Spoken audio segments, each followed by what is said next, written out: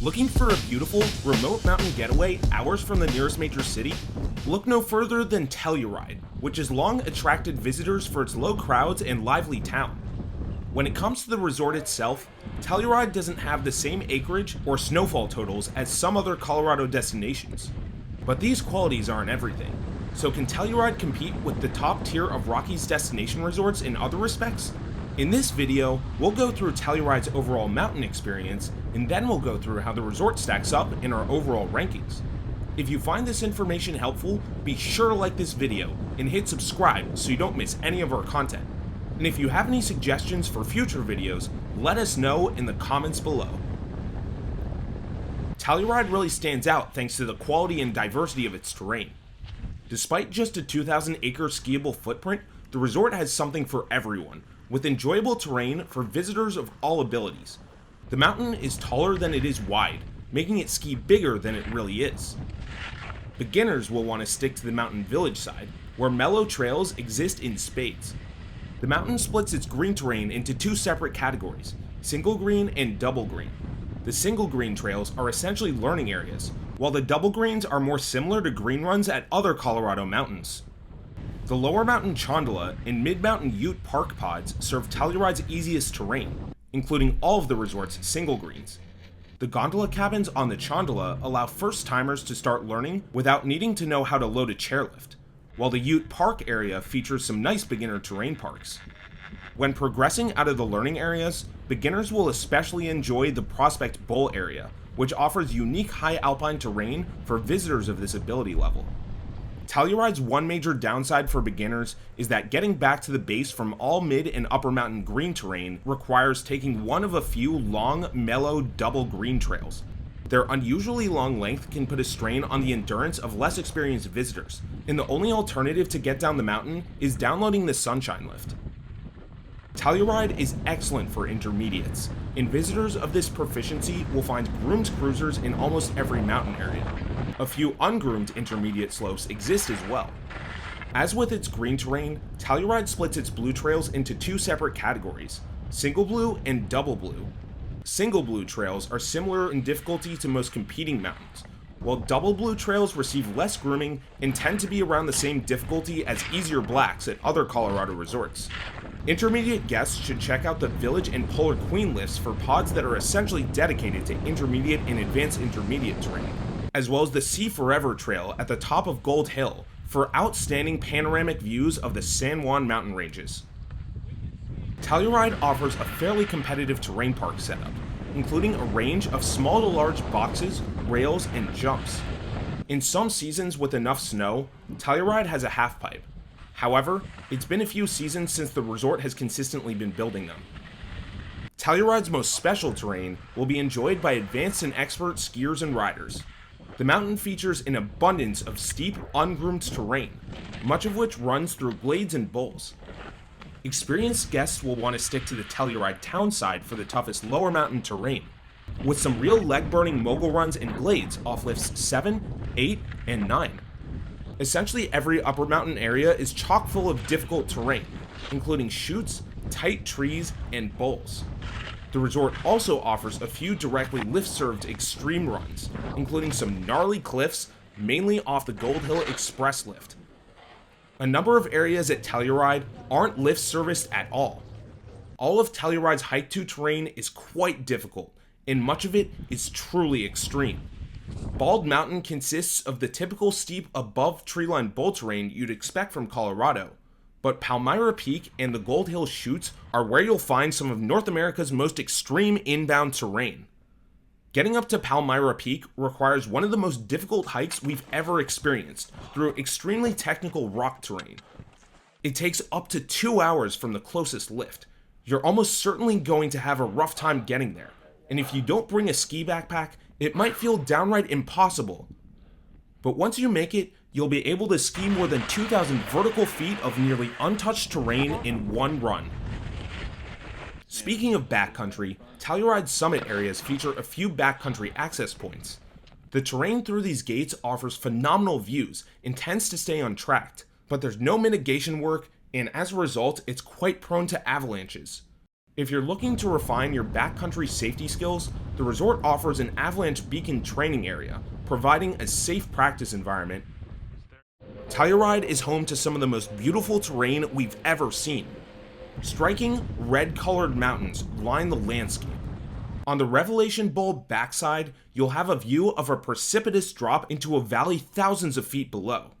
Much of the mountain feels local and isolated, with trails leading into the town of Telluride among the most charming at any ski resort. That said, the mountain village base, which is on the other side of the resort, lacks charm and feels commercialized, and the road and condo development that creeps up to almost mid-mountain detracts from the otherwise unparalleled aesthetic elsewhere at the resort. Telluride generally boasts a modern lift setup fitting of a destination. The majority of lift-serviced areas enjoy high-speed service, including most beginner and intermediate terrain. However, some areas still maintain slow lift service. But this is okay for the most part, as most of these fixed-grip chairs service tiring, ungroomed terrain and moderate vertical drops. Thankfully, the plunge lift, which services some of Telluride's longest expert runs and used to be one of, if not the, worst lift rides at the resort, has been upgraded to a high-speed quad for the 2022-23 season. Getting around Telluride isn't terrible overall. The mountain's tall, narrow layout generally lends itself to straightforward navigation, and the resort generally maintains decent signage. However, signs to lifts and general mountain areas are missing at a few critical junction points. At some of these, going in the wrong direction means a lengthy detour to get where you wanted to go originally. It's not abundantly clear that there's no way to ski down to the base from the bottom of the Gold Hill and Prospect lifts, which can be pretty annoying for those trying to leave the resort. Luckily, if you do end up in the wrong place, you likely won't have to wait long. Telluride rarely generates high crowds, even during peak times. Busy weekends and holidays can see lines, but they're seldom longer than a few minutes. This is in stark contrast to some of Colorado's Front Range resorts, which have seen their crowds explode substantially over the last couple of years. The only time bad lines really occur is in the event of a lift malfunction, and even if these happen, there are often workable uphill redundancies. Telluride's lack of crowds also helps elevate the experience in its moderately sized mountain facilities. Some higher elevation lodges are very small, but they're also abundant. Most areas sit within one trail or lift ride of the nearest stop-in place. If you're near the bottom, the Telluride and Mountain Village bases include ski rentals and numerous dining options. One place where Telluride is at somewhat of a disadvantage is in its raw quantity of snowfall. While Telluride sees decent snow totals each season, accumulation doesn't match that of Colorado's Front Range resorts. Telluride tends to hold its snow well thanks to its high altitude, but the lower precipitation results in less than ideal early season conditions, slower than average terrain openings, and fewer big powder days. Telluride has a nearly 3,800 foot lift-served vertical drop and an over 4,400 foot hike-to vertical drop, and snow conditions in lower mountain areas can be much more variable than those in high alpine zones. That being said, it is rare for most mountain areas to stay closed past mid-January. The one exception comes from the resort's most extreme hike-to terrain, which requires significant snowfall to open and can also close due to high winds or low visibility. One reason why it might not make sense to book a trip to Telluride is just because of how remote it is. The mountain is several hours away from the closest major cities. For those flying, there are a few options. The Montrose Regional Airport, which is about an hour and a half away from the resort, will likely be the best option for most guests. The Grand Junction, Gunnison, Durango, and Cortez airports are also a few hours away. Shuttles between Telluride and all of these airports are available. The town of Telluride itself has an airport, but it's subject to extremely variable weather closures and can only support short-distance propeller planes due to the length of the runway. A few southwestern metropolitan areas are within driving distance of Telluride. The cities of Albuquerque and Santa Fe are approximately 6-hour drives, while Denver and Salt Lake City are about 6.5 each with no traffic. Phoenix is about 8 hours away.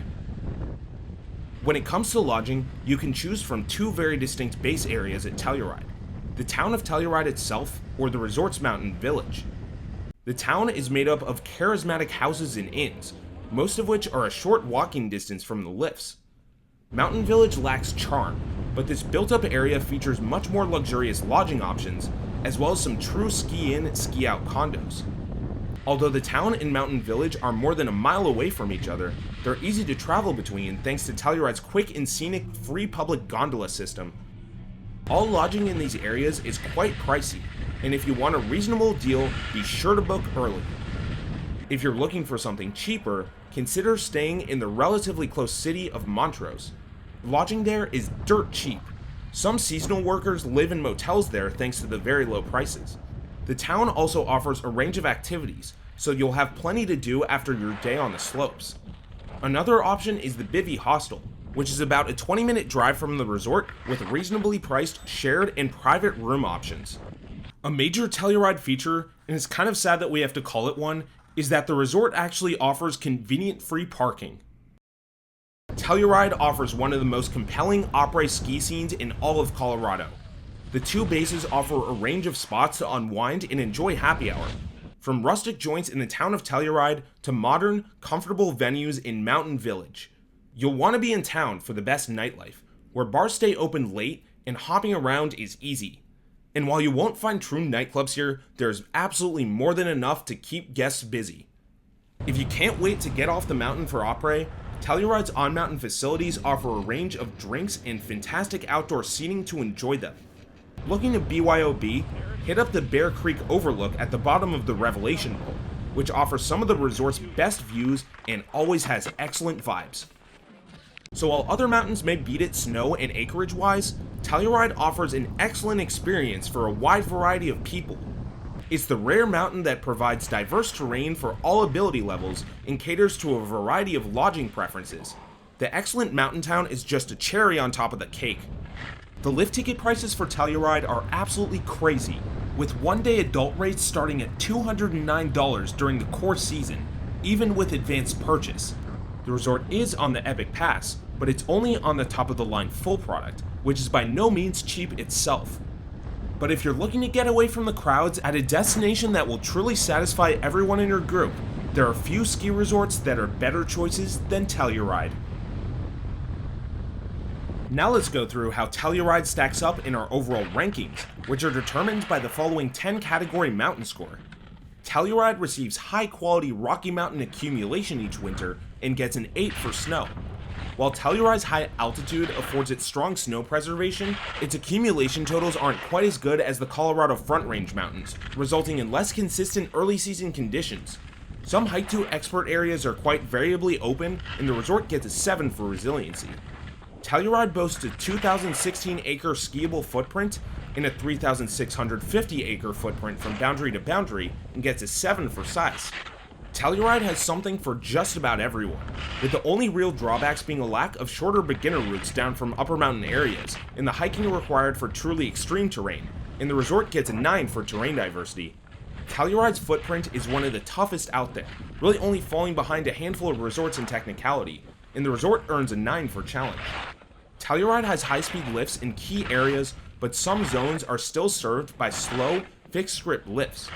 13% of Telluride's footprint requires hiking to reach, and the resort earns a 5 for lifts as of the past season, although this may change with the new plunge lift installation. Crowds at Telluride are rare, and most lift routes are fairly direct, earning the resort an 8 for crowd flow. Telluride's facilities aren't the largest out there, but they are abundant enough, and the resort earns a 7 in this category. Telluride is straightforward enough to get around despite some high-consequence intersections and gets a 6 for navigation. And finally, mountain aesthetic. Telluride's jagged, red-tinted mountains and incredible surrounding scenery make it one of the most beautiful resorts in North America. The only notable detractor is the significant buildup at the mountain village base, and the resort earns a 9 in this category. These categories add up to an overall score of 75, placing Telluride 4th in Colorado and 11th overall. Telluride really stands out thanks to its terrain diversity and lack of crowds, and it only scores a few points behind the top 3 Colorado mountains on this list. It's worth noting that Telluride's current score does not bake in the benefits from the resort's new plunge lift, and we would not be surprised to see the resort jump up in the rankings as early as this winter. We'll be back at Telluride in a few weeks to decide for sure. For more information on Telluride and over 70 other North American ski resort destinations, check out peakrankings.com. See you for the next one.